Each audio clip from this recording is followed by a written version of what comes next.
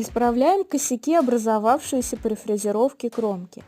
Заусенцы я отрезаю острой бритвой или скальпелем. Затем суперклеем и древесной пылью наращиваю недостающие части. Делаю так несколько слоев, пока уровень заплатки не станет чуть выше основной поверхности, чтобы удобно было шлифовать. Жду, когда все это дело подсохнет, убираю лишнюю пыль и подпиливаю алмазным надфилем вровень с основной поверхностью и дорабатываю форму. Чтобы меньше пилить, надфилем подрезаю лишнее бритвой.